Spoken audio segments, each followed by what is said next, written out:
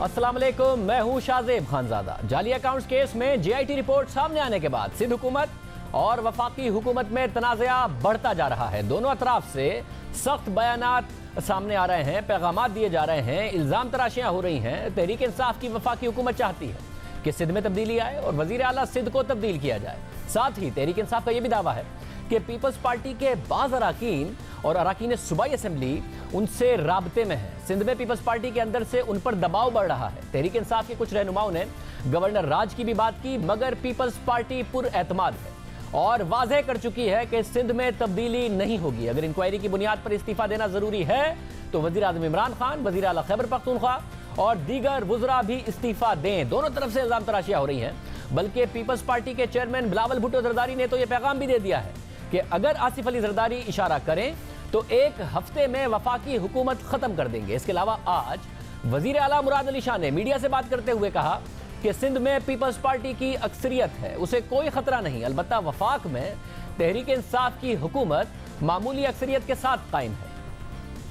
अभी इनको सीखना, जैसे कल बिलावल साहब ने बड़ा क्लियरली कह दिया कि हमारी 99 लोगों की एक जमात है, क्लियर मेजॉरिटी है। डिफेक्शन क्लॉज पढ़ ले कोई 63A कह रहे इतने लोग, इनको 49 लोग अलग, जो कि पॉसिबल 49 क्या 0.49 भी पॉसिबल नहीं है।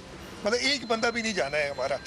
अपना देखें जहाँ उनके पास टोटल 172 चाहिए होते नेशनल असेंबली में। PTI के अपने कितने, मांगे तांगे की हुकूमत जो हम कहते हैं वो बनाई हुई है। अकल है नहीं, समझ है नहीं, नए हुकूमत में आए, अभी चल रहे हैं, इंशाल्लाह ताला कुछ भी नहीं होगा। मुराद अली शाह ने वाज़ेह किया कि कोई एक रुकन भी पीपल्स पार्टी से नाराज नहीं और वो समझते हैं कि कोई खतरा नहीं। आज पीपल्स पार्टी के रहनुमा मौला बख्श चांडियों ने भी मीडिया से बात की और कहा कि सिंध के अवाम का पीपल्स पार्टी पर एतमाद है। तहरीक इंसाफ की हुकूमत किसी और की ताकत पर कायम है, वो अपनी फिक्र करें। आ जाएं, फिर अपनी भी खैर मनाएं। वो वहां से चले हैं और कहने लगे हैं हम जा रहे हैं जी सिंध की हुकूमत गिराने। ये कोई इस्लामाबाद की इंक्रोचमेंट है? ये कराची में कोई इंक्रोचमेंट है जो जिस ताकत के जोर पे चाहेंगे गिरा देंगे? आप कोई वाज़ेह अक्सर नहीं बैठे कौमी असेंबली में, सेनेट में आप हैं नहीं। आप अपनी खैर मनाएं, आप चलने दें खुद को भी, हुकूमत को भी। हमने वफाक की धमकियों को संजीदगी से लिया है। हम बार बार इंतबाह करते हैं इस रास्ते पे ना जाएं। इस रास्ते पे जाने से कुछ नहीं बचेगा, रहेंगे आप भी नहीं। वजीर आला को हटाएंगे, आप कौन होते हैं वजीर आला को हटाने वाले? पराई ताकत पर अंधे बने हुए हैं। वफाकी वजीर इत्तलात फवाद चौधरी ने कल हमारे प्रोग्राम में कहा था कि वो सिर्फ वजीर आला सिंध का इस्तीफा चाहते हैं। गवर्नर राज के हवाले से खबरों को उन्होंने मुस्तरद किया था। साथ ही ये बात भी कह दी थी कि हम अपनी हुकूमत नहीं बनाना चाहते।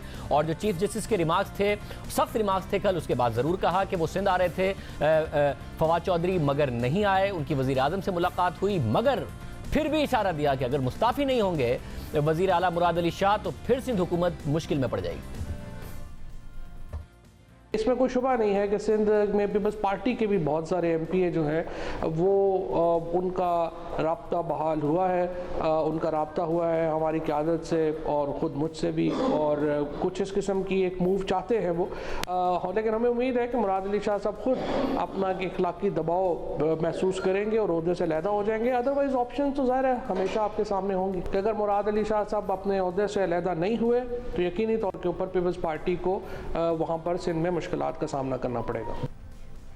अब सवाल उठ रहा है कि क्या वाकई सिंध में पीपल्स पार्टी के अराकीन असेंबली में कोई बेचैनी पाई जाती है, जिसका जिक्र फवाद चौधरी भी कर रहे हैं, अली जैदी भी कर रहे हैं, तहरीक इंसाफ के दूसरे रहनुमा भी कर रहे हैं। सिंध के अराकीन असेंबली क्या वाकई तहरीक इंसाफ से राब्ते में है और क्या वो फिक्रमंद है कि उनका सियासी मुस्तकबिल क्या होगा?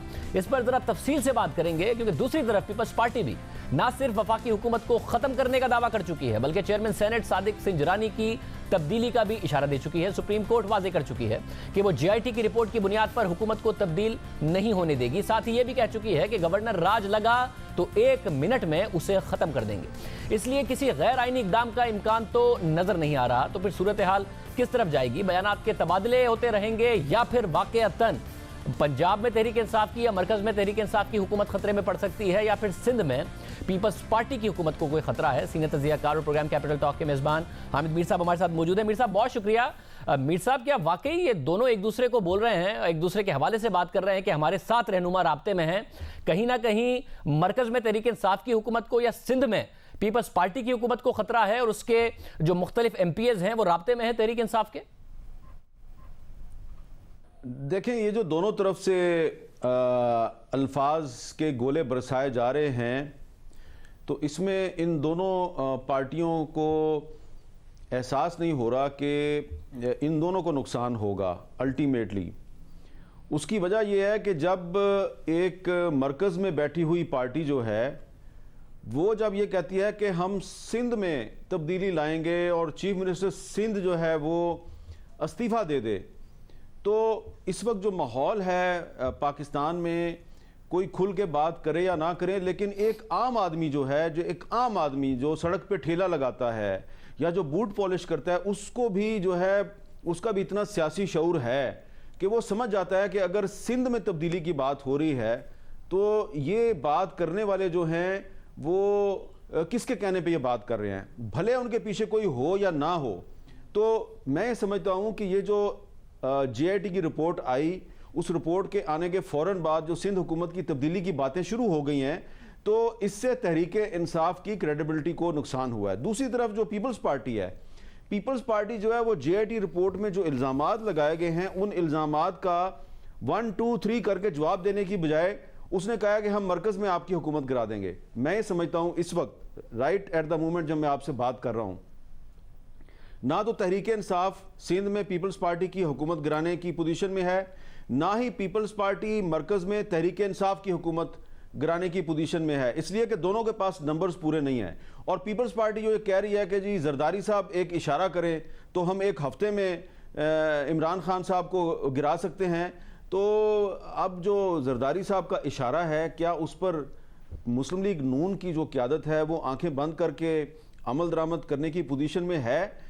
मेरा ख्याल है कि इस वक्त आज मुस्लिम लीग नून के कुछ बहुत सीनियर रहनुमाओं से मेरी बात हो रही थी, तो वो 3-4 लोग थे, उनके अंदर ही ओपिनियन डिवाइडेड थी। वो कह रहे थे नहीं, पीपल्स पार्टी जो है हम उसके लिए टिश्यू पेपर नहीं बनेंगे, जब हमें पीपल्स पार्टी की ज़रूरत थी उसने हमारी मदद नहीं की, तो अब हम उनकी मदद क्यों करें? तो इस वक्त मैं समझता हूं कि दोनों पार्टियां इस पोजीशन में नहीं है, नारे लगा रही हैं, दावे बहुत बड़े बड़े कर रही हैं, लेकिन दोनों इस काबिल नहीं है। ना तहरीक इंसाफ सिंध में कोई तब्दीली ला सकती है, ना पीपल्स पार्टी मुस्लिम लीग नून के बगैर मरकज़ में कोई तब्दीली ला सकती है। फिलहाल दोनों जो हैं वो सिर्फ अल्फाज की बाजीगरी कर रहे हैं और एक दूसरे की क्रेडिबिलिटी के अलावा इस सिस्टम की क्रेडिबिलिटी को डैमेज कर रहे हैं। मतलब मगर जब नहीं है इस काबिल, आप ये कह रहे हैं, मगर साथ में एक अहम मसला ये है, आपने एक बड़ी अहम बात की कि पीपल्स पार्टी JIT के ऊपर एक पॉइंट करके जवाब नहीं दे रही है, और जाहिर है पीपल्स पार्टी ने शुरू से ही कहा कि उनके साथ पॉलिटिकल विक्टिमाइजेशन हो रही है। तो एक ऐसे वक्त में जब सुप्रीम कोर्ट खुद कह रही है कि अभी हमने रिपोर्ट रिव्यू करनी है, सुप्रीम कोर्ट नाला नजर आ रही है कि आपने गवर्नर राज नहीं लगने देंगे, किस तरीके से एक चीफ मिनिस्टर का नाम आपने सूबे का ECL में डाल दिया, इन तमाम बातों पर, तो उस वक्त जबकि अकाउंटेबिलिटी होती, पीपल्स पार्टी पर प्रेशर पड़ता कि भाई वो बाकायदा तौर पर अगर रिपोर्ट गलत है तो उसको साबित करें, कानूनी तौर पर साबित करें।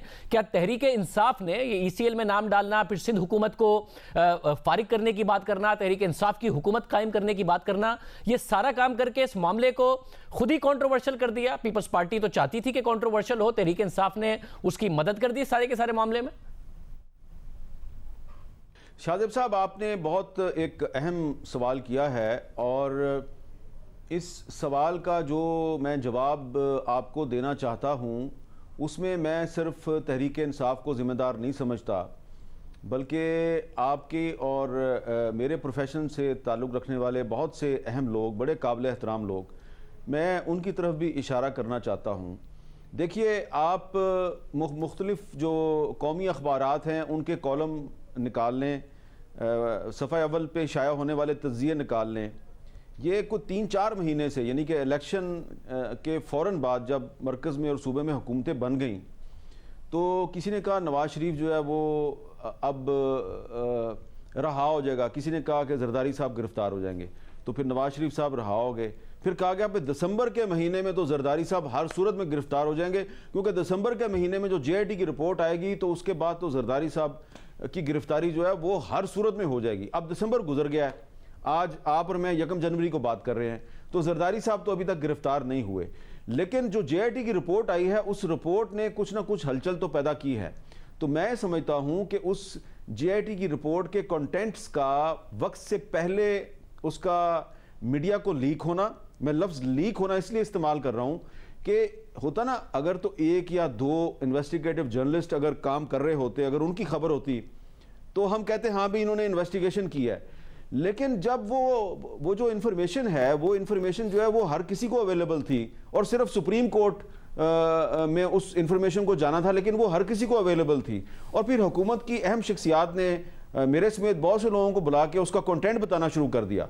तो फिर जिस दिन मुझे ये बताया जा रहा था कंटेंट, तो मुझे तो उस दिन यही कुछ एहसास हुआ शाहजेब साहब कि ये तो मुझे फीड कर रहे हैं, ये तो मुझे इस्तेमाल करने की कोशिश कर रहे हैं। और फिर मैंने जब मुख्तलिफ टीवी चैनल्स देखे, अखबारात पढ़े, तो वही स्टोरी हर किसी के पास थी।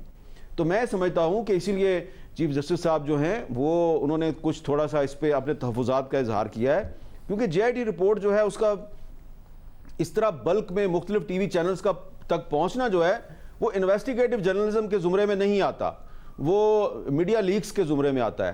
तो ये जो लीक्स की गई, इससे तहरीक इंसाफ ने अपनी क्रेडिबिलिटी भी ख़राब की, JIT की क्रेडिबिलिटी भी ख़राब की। और अब अगर आने वाले दिनों में आसिफ अली जरदारी साहब गिरफ्तार नहीं होते तो फिर इसका मतलब यह है कि तहरीक इंसाफ ने आसिफ जरदारी साहब को नुकसान तो नहीं पहुंचाया बल्कि फ़ायदा पहुंचाया। मतलब आखिर में बिल्कुल बहुत ज़्यादा कनेक्टेड सहाफ़ी हैं, इंफॉर्मेशन आपके पास सारी होती है। तहरीक इंसाफ बज़िद है इस दावे पर कि पीपल्स पार्टी के बहुत सारे MPAs हमारे साथ राब्ते में हैं जो इस सारे के सारे प्रोसेस का हिस्सा नहीं है, इस करप्शन का हिस्सा नहीं है, जो कि उनका इल्ज़ाम है कि बहुत ज़्यादा करप्शन हुई है। पीपल्स पार्टी अपनी जगह बड़ी कॉन्फिडेंट है कि ऐसा नहीं है। क्या वाकयातन पाकिस्तान पीपल्स पार्टी के बहुत सारे रहनुमा MPAs राब्ते में हैं तहरीक इंसाफ के साथ, और पीपल्स पार्टी की हुकूमत को अगर गिराने की तहरीक इंसाफ कोशिश करती है तो साथ देंगे? शाहजेब साहब, आप का जो सवाल है उसका जवाब ये है कि अगर पंजाब में मुस्लिम लीग नून जो है वो 2018 के इलेक्शन में मेजॉरिटी हासिल करती है और पीपल्स पार्टी मुस्लिम लीग नून की जो मेजॉरिटी है उसके बावजूद वहाँ पर हुकूमत बनाने में कामयाब हो जाती है, तो सिंध में भी ऐसा हो सकता है। ये कोई मुश्किल तो नहीं है। आप देखिए 1992 में जो जाम सादक अली साहब थे वो अगर फौत ना होते तो वो भी पूरे 5 साल पूरे करते। तो लेकिन वहाँ पे उस वक्त मुस्लिम लीग नून की पीपल्स पार्टी की मेजॉरिटी थी 1990 में, लेकिन उस मेजॉरिटी को माइनॉरिटी में तब्दील किया गया और लोग तोड़े गए और वहाँ पे जाम सादक अली साहब की हुकूमत बन गई।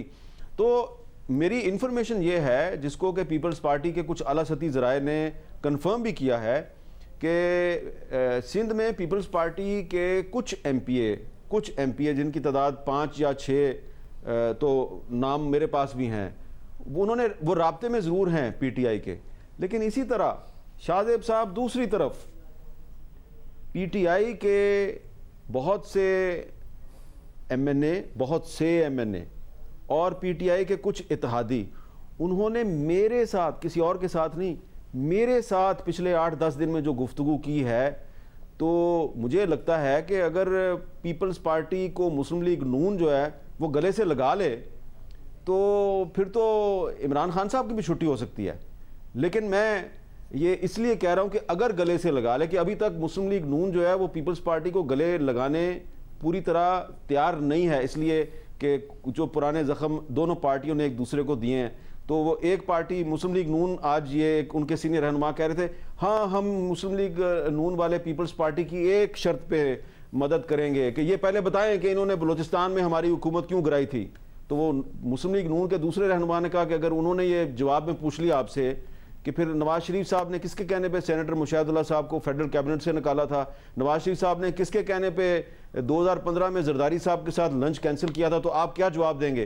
तो वहां पे ओपिनियन डिवाइडेड है।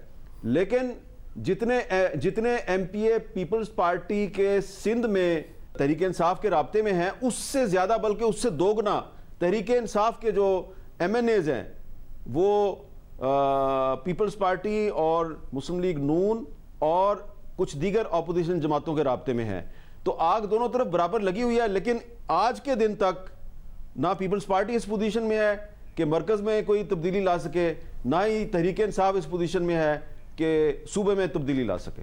बहुत शुक्रिया। हामिद मीर साहब थे, दोनों दावे कर रहे हैं, एक दूसरे को धमकियां जरूर दे रहे हैं, मगर उनके मुताबिक कोई इस पोजीशन में नहीं है। और वैसे भी बड़ा अनफॉर्चुनेट होगा, इलेक्शन को सिर्फ 4 महीने हुए हैं कि वफाकी हुकूमत गैर मुस्तहकम हो जाए या फिर पंजाब हुकूमत या फिर सिंध में ऐसा मामला हो। बेहतर तो यही होगा कि पाकिस्तान के लिए, अपने अपने सूबों के लिए ज़्यादा काम करें ये हुकूमतें। प्रोग्राम में एक ब्रेक शामिल करते हैं। राव अनवर आज रिटायर हो गए। अब से तकरीबन ठीक 1 साल पहले नकीबुल्लाह महसूद और दीगर का इनकाउंटर हुआ, बड़ी कंट्रोवर्सी डेवलप हुई। राव अनवर रिटायर तो हो गए हैं, नकीबुल्लाह महसूद को इंसाफ अभी तक नहीं मिला। तफसील से बात करेंगे मामले पर एक ब्रेक के बाद।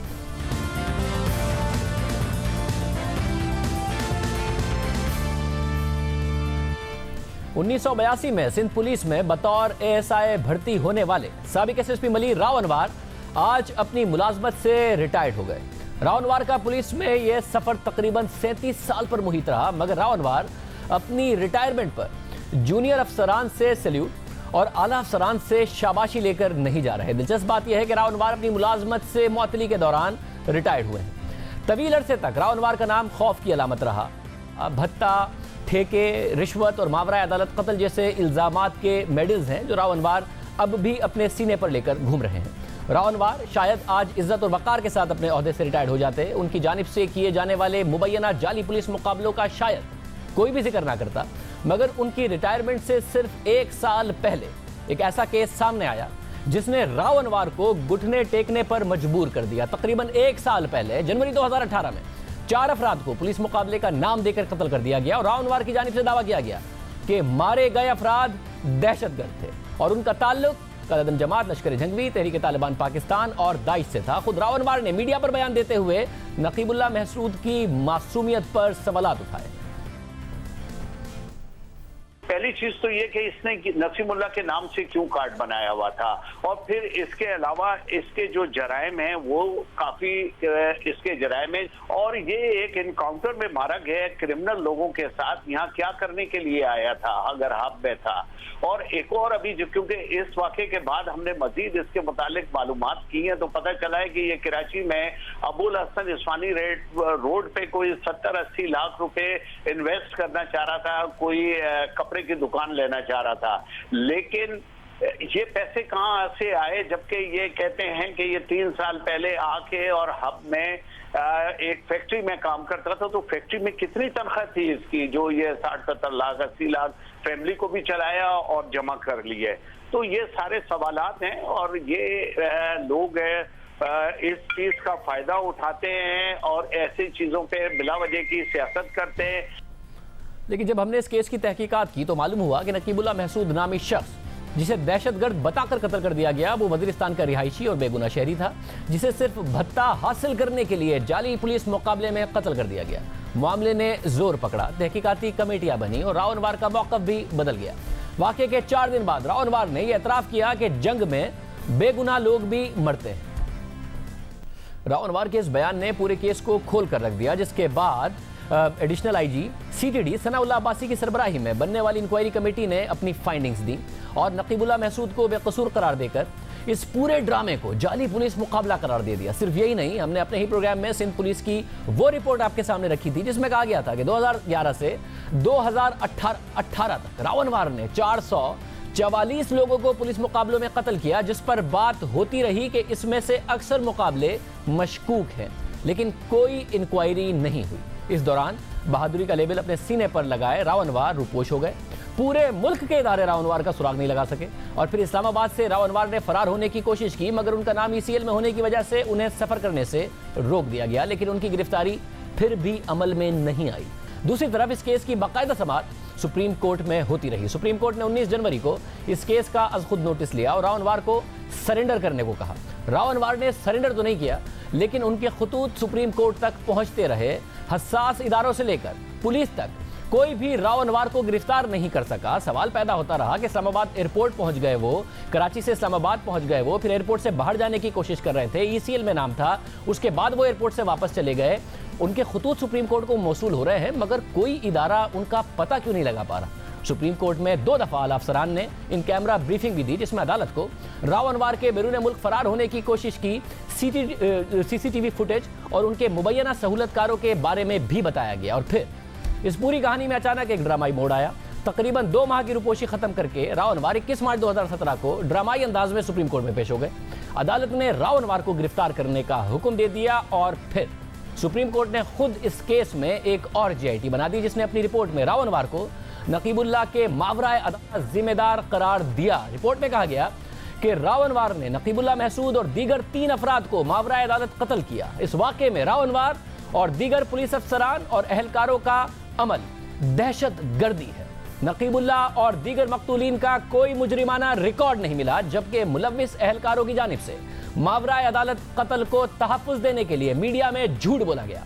वाक़े के बाद राव अनवर और दीगर पुलिस अफसरान और एहलकारों ने शवाहिद ज़ाया किए और अपने अख्तियारात का भी नाजायज़ इस्तेमाल किया। डीएनए रिपोर्ट के मुताबिक चारों अफराद को एक ही कमरे में कत्ल किया गया और बाद में लाशें 2 मुख्तलिफ कमरों में डाल दी गईं। जीआईटी रिपोर्ट के मुताबिक जियो फेंसिंग और दीगर शहादतों से राव अनवर की मौके पर मौजूदगी साबित होती है।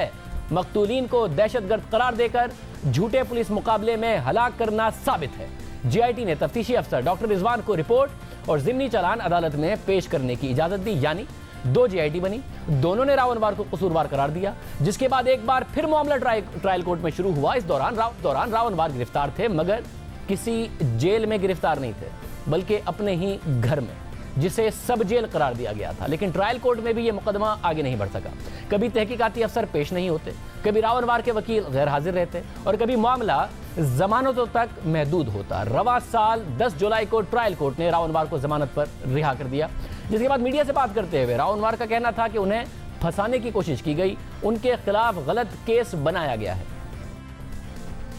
बिल्कुल, मैंने पहले भी कहा था, इससे पहले जब डेट हो रही थी, मैंने कहा मुझे एतमाद है क्योंकि वहाँ मेरे ख़िलाफ़ गलत केस बनाया गया। मैं पहले दिन से कह रहा हूँ कि मैं लेट पहुँचा हूँ, मेरा CDR और दूसरी तमाम चीज़ें साबित करती हैं। लिहाजा टेक्निकल तौर पे भी, और किसी 99 गवाह रखें, एक गवाह ने मेरे ख़िलाफ़ बयान नहीं दिया 99 गवाह में से, और इस तरह से जो होता है वो केस ख़राब हो जाता है। अगर इसमें किसी की गलती या कोई किसी की बददियानती भी हुई तो वो आदमी भी बच जाएगा। जैसे मुर्तज़ा भुट्टो केस में ज़्यादा लोगों को गवाह रखा और एक आदमी को फंसाने के लिए वो किया, तो आज तक उस केस का कुछ भी नहीं हुआ, किसी को भी सज़ा नहीं हुई, कोई मुलजिम का पता ही नहीं चला। तो इसी तरह ये चीज़ है, तो ऐसा ये ज़बरदस्ती वाली बात थी और जो आज साबित हो गई। राव अनवर कहते रहे कि उन्हें फंसाया जा रहा है। मुतासरा खानदान और दूसरे लोग कहते रहे कि राव अनवर को बचाया जा रहा है। जो सलूक उनके साथ हो रहा है, जितना अच्छा सलूक उनके साथ हो रहा है, वो तो किसी मुल्जिम के साथ नहीं होता, बड़े से बड़े मुल्जिमान के साथ नहीं होता। मुतासरा खानदान और उनके वकला का मौक़िफ़ है कि केस में ताख़ीरी हरबे इस्तेमाल हो रहे हैं। गुज़िश्ता रोज़ ये खबर भी सामने आई कि राव अनवर ने सुप्रीम कोर्ट से दरख्वास्त की है कि उनका नाम ECL से हटाया जाए ताकि वो उम्रे की अदायगी कर सकें। अब ट्रायल कोर्ट में इस केस की दोबारा समाअत 7 जनवरी से शुरू हो रही है। अब राव अनवर भी रिटायर्ड हो गए हैं, तो क्या अब इस केस का कोई आगे बढ़ता हुआ ये केस नजर आएगा? इस हवाले से मजीद बात करेंगे। जियो न्यूज़ कराची के ब्यूरो चीफ फ़हीम सिद्दीकी हमारे साथ मौजूद हैं। फ़हीम सिद्दीकी साहब, बहुत शुक्रिया। ज़ाहिर है आपने कराची के लॉ एंड ऑर्डर को बड़े करीब से कवर किया है, राव अनवर की एक्टिविटीज़ को बड़े करीब से कवर किया है। सिंध पुलिस के लिए ये एक रिलीफ है कि राव अनवर रिटायर्ड हो गए हैं, या फिर एक आप ये कह लीजिए कि एक अफसोस होगा उन्हें कि एक अच्छा पुलिस अफसर रिटायर हो गया? हाँ, देखें, इसको जो है 50-50 कर लीजिए। कुछ अफसरान के लिए यकीनन एक रिलीव होगा जो राव अनवर को एक पुलिस के ऊपर एक समझने के बोझ समझते थे, दब्बा समझते थे। उनकी जो भी पुलिस कैरियर थे उसके दौरान, जो उनकी सर्विस के दौरान जो चीज़ें रहीं उनको, और कुछ लोग ऐसे भी थे जो उनको हीरो गर्दानते थे। उनके नज़दीक जो है राव अनवर ने जितनी भी पुलिस सर्विस में काम किए हैं वो सब जो है उनके नज़दीक बहुत ही बड़े और शानदार कारनामे थे। तो दोनों बातें हैं, लेकिन अगर हम एक आम आदमी के तनाजुर से देखें या पूरा जो उनका जो पुलिस कैरियर है उसको देखें तो बहुत मुतनाज़ा सर्विस रही है राव अनवर की। वो एक ASI से लेके SP के औहदे तक पहुंचे और इस दौरान जो है उन्होंने जितनी भी चीज़ें उनसे वाबस्ता रही हैं उसमें वो खबरों की ज़मानत भी बनते रहे और उसके साथ साथ उनके ऊपर मुख्तलिफ किस्म के इल्ज़ामात भी लगते रहे।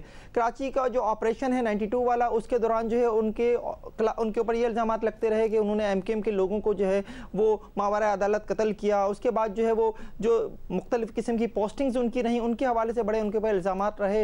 इसके साथ साथ जो एक बड़ी बात जो उनके हवाले से ये थी कि जब ये तालिबानाइजेशन का दौर आया तो इनके ऊपर इस हवाले से बहुत ज़्यादा इल्ज़ामात लगे कि उन्होंने बहुत से ऐसे इनकाउंटर्स किए हैं जिनके ऊपर जो है सवालात उठते हैं। बहुत से लोगों के हवाले से बातें सामने आई और न सिर्फ ये कि बातें सामने आई बल्कि हाई कोर्ट्स में केस भी फाइल हुए कि वो लोग जिनके केसेस जो हैं अदालतों में ज़ेर समाअत थे उनको जो है वो इनकाउंटर्स में मार दिया गया। तो ऐसी कई चीज़ें जो हैं वो थी। लेकिन अगर हम ये देखें कि राव अनवर ने जिन जिन लोगों को मारा है उनके खिलाफ अगर हम केसेस की बातें करें तो यकीनन उनके खिलाफ कई केसेस भी हमें नज़र आते हैं। कई दहशतगर्दी के से मुतालिक जो है वो बहुत इंपॉर्टेंट केसेस में मुलविस लोग जो हैं वो राव अनवार के हाथों मारे गए। लेकिन नकीबुल्लाह का जो मामला था, नकीबुल्लाह के ऊपर भी इल्ज़ामात लगे, राव अनवार की तरफ से इल्ज़ाम लगा कि वो एक दहशतगर्द है, लेकिन वो उसे साबित नहीं कर सके और एक वक्त ये आया कि नकीबुल्लाह जो वो बेगुनाह साबित हुआ।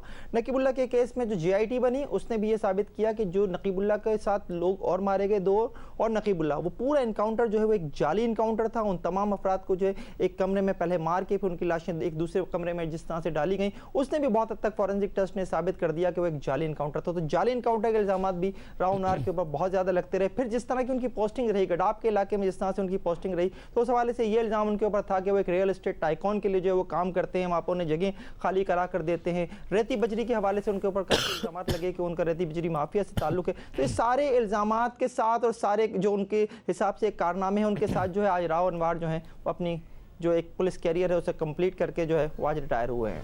बहुत शुक्रिया। प्रोग्राम में एक ब्रेक शामिल करते हैं। अल अजीज़िया रेफरेंस में सज़ा के खिलाफ नवाज शरीफ ने हाई कोर्ट में अपील दायर कर दी है, मगर क्या मामला वही होगा जो एवनफील्ड रेफरेंस में हुआ या मुख्तलिफ हो सकता है?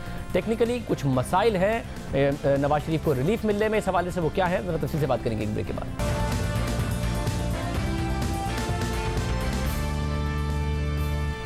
साबिक वज़ीर आज़म नवाज शरीफ ने अल अजीज़िया रेफरेंस में एहतसाब अदालत के फैसले को आज इस्लामाबाद हाई कोर्ट में चैलेंज कर दिया है और फैसले को कलअदम करार देने की अपील की है। नवाज शरीफ ने अपने वकील ख्वाजा हारिस की जानिब से दायर दरख्वास्त में मौक़िफ़ इख्तियार किया है कि एहतसाब अदालत का फैसला और सज़ा खिलाफ कानून है, जो दायरा कार के बाहर कानून से नावाकफियत, नाकाबिल कबूल सबूतों, गैर मुसद्दिक़ा दस्तावेज़ात, गलत फहमी और कानून की गलत तशरीह की बुनियाद पर दिया गया है। अदालत से दरख्वास्त है कि इस फैसले और सज़ा को कलअदम करार दिया जाए और अल अजीज़िया रेफरेंस में लगाए गए तमाम इल्ज़ामात से बरी किया जाए। एहतसाब अदालत के जज अरशद मलिक ने 24 दिसंबर को अल अजीज़िया रेफरेंस का फैसला सुनाते हुए नवाज शरीफ को 7 साल कैद और तकरीबन 5 अरब रुपए जुर्माने की सजा सुनाई थी, जबकि उन्हें फ्लैगशिप रेफरेंस में बरी कर दिया गया था। दिलचस्प बात यह है कि इससे पहले एवनफील्ड रेफरेंस के फैसले और सजा के खिलाफ भी नवाज शरीफ, मरियम नवाज और कैपिटल राइट्स अफसर ने इस्लामाबाद हाई कोर्ट से रुजू किया था और इस्लामाबाद हाई कोर्ट ने सितंबर में सजा मौतली की दरख्वास्त पर फैसला सुनाते हुए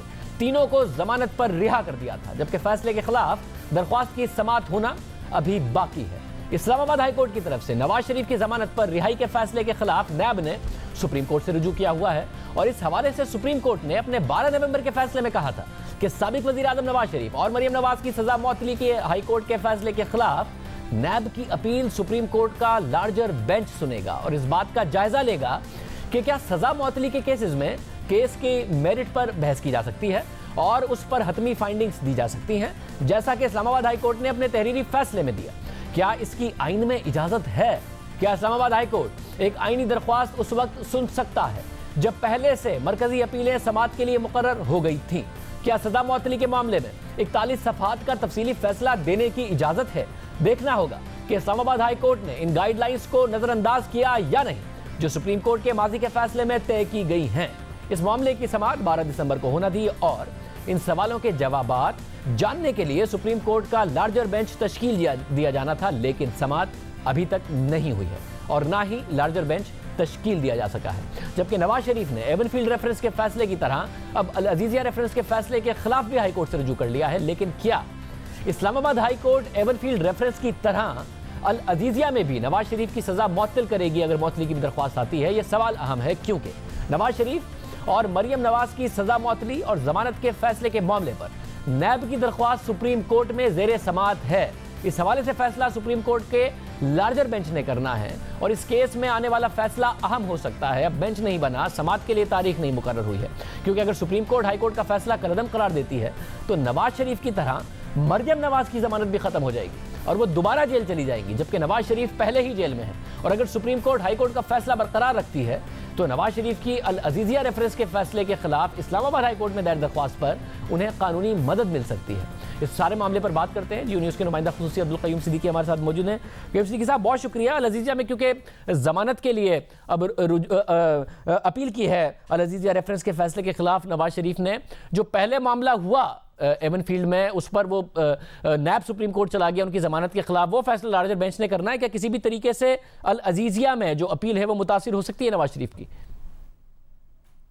जी हाँ शाहज़ेब, इस हवाले से अगर आप देखें तो जो एवनफील्ड फ्लैट में जो रेफरेंस में मियां महमूद नवाज शरीफ को और मरीम नवाज को सज़ाएं हुई थी, उसके ख़िलाफ़ दो चीज़ें, इसको एक डिफ्रेंशिएट करने की ज़रूरत है। एक तो है फैसले के ख़िलाफ़ अपील, और एक सस्पेंशन ऑफ जजमेंट या सस्पेंशन ऑफ सेंटेंसेस जो है उस हवाले से एक मुतफरिक दरख्वास्त या वो अलग से एक दरख्वास्त होती है।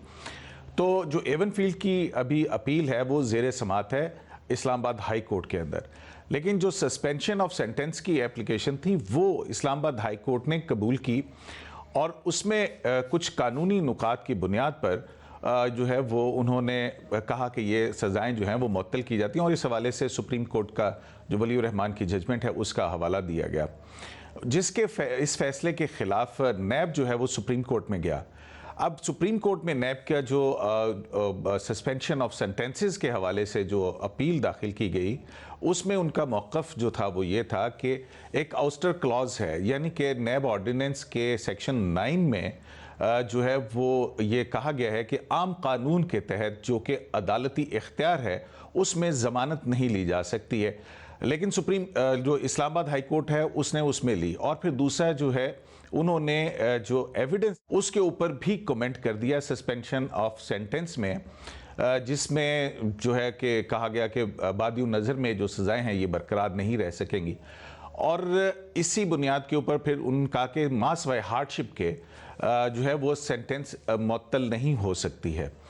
तो इस बुनियाद पे सुप्रीम कोर्ट ऑफ पाकिस्तान जो है उन्होंने पहले इसकी 2 हेयरिंग की थी, फिर आपको याद होगा एक हेयरिंग हुई थी जिसमें चीफ जस्टिस पाकिस्तान ने ख्वाजा हारिस को, जो कि नवाज शरीफ के वकील हैं, उनको देखकर कहा था कि आप मेरे सामने आते हैं तो मेरी धड़कन जो है पल्पिटेशन बढ़ जाती है।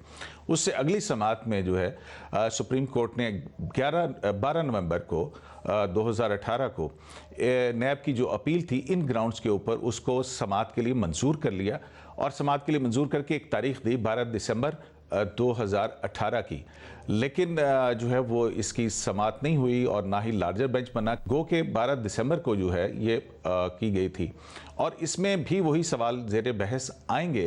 अब जैसा कि अल-अज़ीज़िया के अंदर अगर अपील आई है, अपील के बाद वो मेरा ख्याल है कि 1-2 रोज़ के अंदर शायद सस्पेंशन ऑफ सेंटेंसेस के हवाले से भी मियां नवाज शरीफ के वकला जो हैं वो दाखिल करेंगे।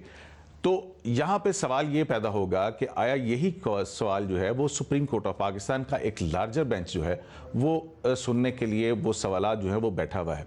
तो ऐसी सूरत के अंदर इस्लामाबाद हाई कोर्ट क्या सुप्रीम कोर्ट के उस फैसले का इंतज़ार करेगी या कि वो अपना काम जो है वो इस हवाले से जारी रखेगी, क्योंकि बहुत सारी ऑब्जर्वेशंस जो हैं बेंच की तरफ से आई थी। तो अब जो सूरत हाल ये बनी है, आज भी हमारी मुख्तलिफ नैब के जो लोग हैं उनसे बात हो रही थी, और अभी भी लार्जर बेंच जो है वो कॉन्स्टिट्यूट नहीं हुआ इस हफ्ते भी, और तवक्को की जा रही है कि शायद अगले या उससे जो दूसरा हफ्ता है उसमें ये अपीलें जो हैं उसके लिए लार्जर बेंच कॉन्स्टिट्यूट हो जाए। बहुत शुक्रिया क़य्यूम सिद्दीकी इस हवाले से मालूमात दे रहे थे। बड़ा अहम मामला है, नवाज शरीफ को रिलीफ मिलता है या नहीं, ये इस्लामाबाद हाई कोर्ट अब इस हवाले से फैसला करेगी। प्रोग्राम में आगे बढ़ते हैं। हुकूमत हो या अपोजिशन, दोनों ही नैब कवानीन से खुश नहीं। सुप्रीम कोर्ट भी कवानीन में तरमीम का कह चुकी है, मगर चेयरमैन नैब जैसे रिटायर्ड जावेद इकबाल नैब कवानीन से मुतमईन हैं और नैब कवानीन का भरपूर दिफा कर रहे हैं, उन पर होने वाली तनकीद को मुस्तरद कर रहे हैं। Chairman NAB justice Javed Iqbal ने आज एक तकरीब से खिताब करते हुए प्ली बार्गेन के कानून का भी दिफा किया। चेयरमैन नैब ने तो प्ली बार्गेन का मुकम्मल दिफा किया, मगर इस हवाले से सुप्रीम कोर्ट बार बार रिमार्क्स दे चुकी है। कुछ दिन पहले दिसंबर 2018 में जस्टिस अजमत सईद ने एक केस की समाअत के दौरान हुकूमत को नैब के वॉलंटरी रिटर्न के कानून में तब्दीली के लिए फरवरी तक की मोहलत दी, और कह चुके हैं वो कि अगर इस कानून में तब्दीली ना की गई तो सुप्रीम कोर्ट खुद हुक्म जारी करेगी। इससे पहले 23 अक्टूबर 2018 को सुप्रीम कोर्ट ने नैब की कारकर्दगी पर शदीद बरहमी का इजहार करते हुए सख्त रिमार्क्स दिए थे। जस्टिस गुलजार ने कहा कि नैब ने करना कुछ नहीं, लेकिन सबको अजाब में डाल रखा है। नैब पर कौम के अरबों रुपए खर्च होते हैं, क्या उसने प्ली बार्गेन के अलावा कोई कारकर्दगी दिखाई? जस्टिस काजी फाइज ईसा ने कहा कि जिस अफसर के घर से अरबों रुपए निकले, नैब उससे भी प्ली बार्गेन के चक्कर में था। मुश्ताक रईसानी के केस में नैब के बड़ों पर मुकदमा बनना चाहिए। जस्टिस फाइज ईसा ने कहा कि घर से अरबों रुपए निकलने के बाद भी नैब प्ली बार्गेन के लिए पीछे पड़ गया। इससे पहले जस्टिस अजमत सईद ने 2017 में रिमार्क्स दिए थे कि नैब अपनी वॉलंटरी रिटर्न स्कीम के जरिए करप्शन को बढ़ावा दे रहा है। खुद मुश्ताक रईसानी के केस में चीफ जस्टिस ये रिमार्क्स दे चुके हैं कि अगर कोई शख्स रियासत के साथ फ्रॉड करे और पैसे वापस करे तो क्या इसके लिए कोई सजा नहीं होगी? आज chairman NAB justice retired Javed Iqbal ने प्ली बार्गेन के कानून के दिफा के साथ साथ रिमांड की मुद्दत 90 दिन तक रखने का भी दिफा किया। उनका कहना था कि पार्लियामेंट का एहतराम करते हैं मगर नैब व्हाइट कॉलर क्राइम की तहकीकात करता है, इसलिए रिमांड की मुद्दत 90 दिन ही होनी चाहिए। अब देखते हैं कि पार्लियामेंटेरियन इस हवाले से क्या फैसला करते हैं, जबकि सुप्रीम कोर्ट के रिमार्क्स अपनी जगह हैं, सियासी जमातों की पोजीशन अपनी जगह। आज के प्रोग्राम में इतना ही, आपसे कल के प्रोग्राम में मुलाकात होगी। अल्लाह।